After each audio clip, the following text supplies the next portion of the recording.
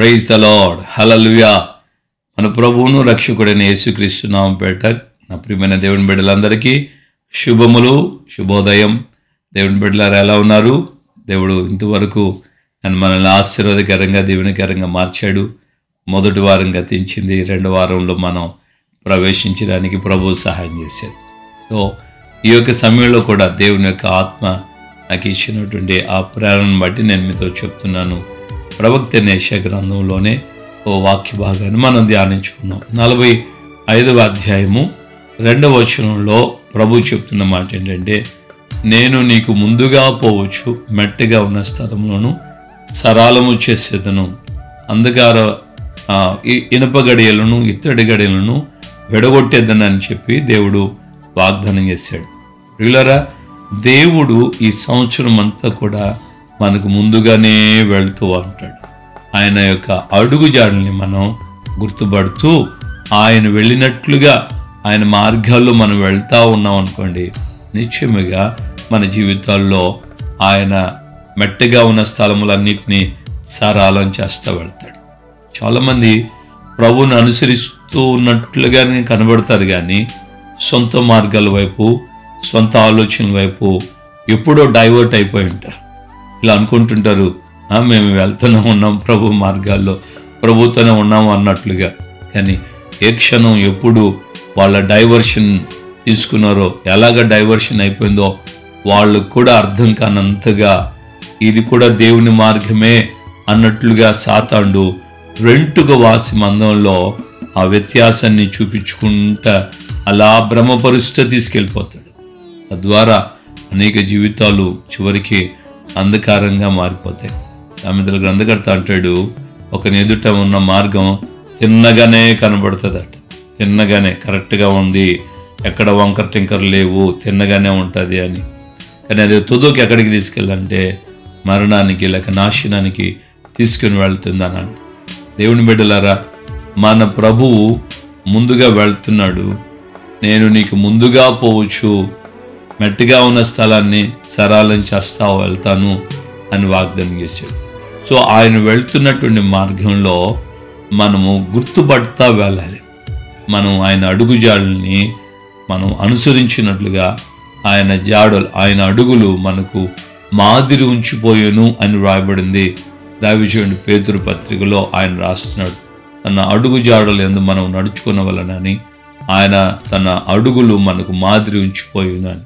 దేవుని బిడ్డలారా, ఈ రోజున మనం సులువైన మార్గాలు ఎంచుకుంటున్నామా? క్రైస్తవత్వంలో సెకండ్ వే ఏంటూ ఏముండదు. ఒక డొంక తిరుగుడు రోడ్డు మార్గం అంటాం కదా, అలాంటిది ఏముండదు.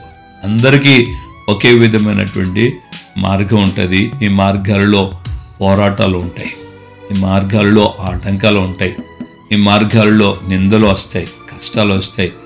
ఒక ఆయన అంటాడు, ఆయన సాహుకుడే ఏమంటాడంటే, అన్యులు మన దగ్గరకు రావాలంటే మనం అన్యులు ఎటువంటి వారో అటువంటి వారుగా ఉంటేనే వాళ్ళు మన దగ్గరకు వస్తారు. అన్యులు ఎటువంటి వారో అలాగా మనం ఉంటే అప్పుడు వారి దగ్గరకు వస్తారు. ఇది ఎలా చెప్తారు మీరు? ఏవే వాక్యాన్ని బట్టి చెప్తారంటే, ఆయన అంటాడు, ఇది చెప్పడం అంటే దైవజనుడు పౌలు అన్నారు కదా, ఎవరు ఎట్టివారో వారికి నేను అట్టివారినై ఉన్నానని. అందుకని నేను అన్యుల్ని ప్రభు దగ్గరకు రాబట్టుకోవడానికి కోసం ఇప్పుడు నేను కూడా అన్యుల్లాగా ప్రవర్తించాలి, అన్యుల్లాగా రూపం కనబడాలి, అన్యుడిచ్చే ప్రసాదం తినాలి, అన్యుడి దగ్గరికి వెళ్ళి నేను స్తోత్రాలు చెప్పాలి, అన్యుడి దగ్గరికి వెళ్ళి నేను వాక్యం చెప్పాలి. వారిని ప్రభు దగ్గరికి తీసుకురావాలంటే వాడు ఎట్టువాడో నేను అటువంటి వాడు అవ్వాలి.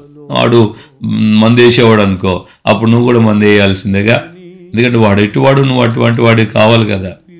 సో ఇలాగా సాతాను ఏం చేస్తుంటే భ్రమింప చేస్తూ తిన్నని క్రీస్తు యొక్క సరళతమైన మార్గాల నుంచి వెంటుకు మందంలోనే అతడు దారి తప్పిస్తాడు. తుదకు అది నాశనానికి తీసుకుని వెళ్తాడు.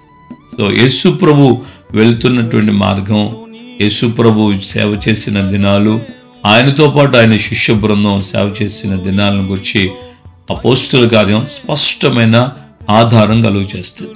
దావీదు, పేతురు, యోహానులు ఆయన నామం నిమిత్తం మేము నిందలు అవమానాలు పొందడానికి పాత్రులు మనం ఎంచుకొని ఆ దెబ్బలు తిన్నారు, వాళ్ళు అవమానాలు పొందారు, వాళ్ళు కొట్టబడ్డారు, గాయపరచబడ్డారు, తృణీకరించబడ్డారు, త్రోసివేయబడ్డారు. ఎన్నో భయంకరమైన బాధలు వారు అనుభవించారు. దైవజనుడు పౌలు సౌలుగా ఉన్న వేళలో స్టెఫను యొక్క మరణాన్ని సమ్మతించాడు. దేవుడు ఆయన్ని దర్శించిన తర్వాత అదే పౌలు గారు సౌలుగా ఉన్నప్పుడే ప్రభు దర్శనాన్ని పొందిన తర్వాత సౌలా సౌలా నన్ను ఎందుకు నువ్వు హింసిస్తున్నావని ప్రభు చెప్పిన ఆ స్వరాన్ని బట్టి ఆయన మార్పు చెంది ఆయన జీవితం కూడా తిరిగి ప్రభుకు అప్పగించిన తర్వాత ఆయనే అంటాడు, శిష్యుల మనసులను దృఢపరిచి మనం అనేకమైన శ్రమలు అనుభవించిన తర్వాత దేవుని రాజ్యం ఉంది, ఆ రాజ్యంలో ప్రవేశిస్తాం. అనేక శ్రమలు అనుభవించిన తర్వాత మనం దేవుని రాజ్యంలో ప్రవేశిస్తామని వారిని దృఢపరిచారు. విశ్వాసంలో వారిని దృఢపరిచారు. ఏ ఊర్లో అంటే ఏ ఊర్లో అయితే ఆయన రాళ్లతో కొట్టబడి ఏడవబడ్డాడో ఊరి వెలుపలికి, అదే ఊర్లో ఆయన తిరిగి లేచి అదే ఊర్లో ప్రవేశించి అక్కడున్న శిష్యుల మనసులను దృఢపరుస్తూ ఈ మాటలు చెప్పాడు. దేవుని బిడ్డలారా, ప్రభు మార్గాల్లో మనం ఉండాలి. మనకు పోరాటాలు నిందలు వస్తాయి. అయినప్పటికీ ప్రభు అంటున్న మాట ఏంటంటే, నేను వాటిని సరళం చేస్తాను. హల్లెలూయా, హల్లెలూయా. దేవుడు నీకు ముందుగా వెళ్తాడు. నీకు ఎదురయ్యే ఆపదలు, పోరాటాలు, సమస్యల గురించి ఆయనకి తెలుసు. ఆయన అంటాడు, నేను వాటిని సరళం చేస్తా వెళ్తాను. దేవునికి మహిమ కలుగునగాక. ఈ ఉదయకాలం ముందు దేవుని యొక్క ఆత్మనితో చెప్పిన మాట ప్రకారంగా నీవు పూర్ణ మనసుతో, పూర్ణ ఆత్మతో దేవునికి అప్పగించుకో. దేవునికి చెప్పు, యేసయ్యా నీ చిత్తానుసారంగా నడవడానికి నాకు కృపనివ్వండి, నాకు శక్తినివ్వండి, జ్ఞానం ఇవ్వండి. నువ్వు ఆయనకి ప్రార్థన చేసి అప్పగించుకో. తప్పకుండా ఆయన నీకు సహాయం చేస్తాడు. ఆయన నీకు ముందుగా వెళ్తాడు. నువ్వు గుర్తుపట్టాలి, నాకే సమస్య రావట్లేదు, ఏ ఇబ్బంది లేదు అని అంటే నువ్వేదో దారి తప్పిపోతున్నావు అని అర్థం. ఎందుకంటే సాతానుడు నిన్ను ఈడ్చుకొని వెళ్ళేటప్పుడు నీకు నొప్పి లేకుండా, నీకు కష్టం లేకుండా, నీకే వేదన తెలియకుండా సునాయాసంగా తీసుకెళ్ళిపోతుంటాడు. అది వెళ్ళిన తర్వాత కానీ నీకు నెక్స్ట్ ఫర్దర్ లెవెల్కి వచ్చినప్పుడు నీకు అప్పుడు అర్థమవుతుంది, అరే బాబు నేను ఈ యొక్క మార్గంలో ఈ రూట్లో ఎప్పుడు వచ్చేసాను, ఇది ఎంత మొత్తం గందరగోళంగా ఉందని చెప్పి ఆ తర్వాత నువ్వు చింతపడతావు. దేవుని బిడ్డలారా, అలా కాకుండా ఈ 2వ వారంలో ప్రారంభంలో నేను గుర్తించాలి, తప్పకుండా దేవుని యొక్క ఆత్మచేత నన్ను నడిపిస్తున్నాడు. ఆయన వెళ్తున్న మార్గంలో ఏ సమస్య ఎదురైనా ఆయనే నాకు తీరుస్తాడు, వాటన్నిటిని సరళం చేస్తాడు, నన్ను గమ్యానికి ఆయనతో తీసుకెళ్తాడు అన్న నిరీక్షణ మనం కలిగి ముందుకు కొనసాగించబడాలి. ప్రభు మీకు తోడుగా ఉండను గాక. ఆమేన్. ప్రార్థన చేసుకుందాం. పరిశుద్ధుడా, మీ పాదాలు స్తోత్రాలు. ఇంతవరకు మీ దయగల రెక్కలలో నన్ను మమ్మల్ని దాచి భద్రపరిచి ఈ రోజున మాతో మీరు తేటగా స్పష్టంగా మీరు చెప్పారు, నేను నీకు ముందుగా పోవచ్చు, మెట్టగా ఉన్న స్థలములను సరళం చేస్తాను. అవును తండ్రి, మీరు మాకు తోడుగా ఉండి మీ యొక్క మార్గాల్లో మమ్మల్ని నడిపిస్తూ మాకు ఎదురైన మెట్ట లాంటి సమస్యలు, పోరాటాలన్నింటినీ మీరు సరళం చేసే దేవుడని ప్రభువా, మీ ఆత్మ మాకు స్పష్టంగా ఇచ్చినటువంటి మాటలను బట్టి మీకు స్తోత్రాలు. ప్రతి మాట నాయన నీరు కట్టి ఫలింపచేయండి. మీ రక్త ప్రోక్షణతో నింపండి నాయన. ప్రతి ఒక్కొక్కరిని అయ్యా మీ మార్గములు అనుసరించి నడిచే వ్యక్తులుగా ముందుకు సాగుటకు సహాయం చేయండి. చాలిందేవుడుగా ఉండి కార్యాలు చేయండి. మీ రెక్కలలో దాచి భద్రపరిచి ప్రతి వారి ఎదుర్కోబోతున్న ఆ మెట్టగా ఉన్న స్థలములన్నింటినీ సరళం చేస్తూ వారికి మాకు దేవుడిగా ఉండి మీరు నడిపించి ఘనత, మహిమ, ప్రభావాలు పొందమని యేసు నామమున ప్రార్థన చేసి పొందున్నాము తండ్రి. ఆమేన్. మన ప్రభువును రక్షకుడైన యేసుక్రీస్తు కృపయు, తండ్రి అయిన దేవుని ప్రేమ, పరిశుద్ధాత్మిక అన్యోన్య సహవాసం, సమాధానం ఇప్పుడు ఎల్లప్పుడూ సకల పరిశుద్ధులకి మనకును ప్రభు రాకడ పర్యంతం కృపతోడే ఉండి నడిపించును గాక. ఆమేన్, ఆమేన్, ఆమేన్. హల్లెలూయా. ప్రభుపేట అందరికీ వందనాలు. నిశ్చయం దేవుడు మనకు ముందుగా వెళ్తూ ఆయన మెట్టగా ఉన్న స్థలంలోనూ సరళము చేయునుగాక. ఆమేన్.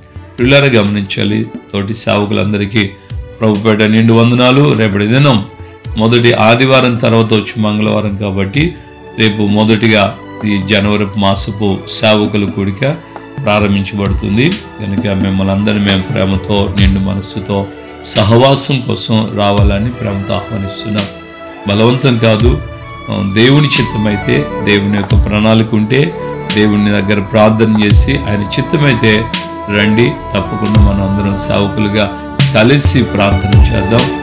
కలిసి ఆ దైవికమైన విషయాలలో మనం వృద్ధిలోనికి ముందుకు సాగడానికి ప్రభు మనకు సహాయం చేస్తాడు. ప్రభు తన కృపను మనకు ఆ విధంగా విస్తరపరిచి బలపరిచి నడిపించును గాక.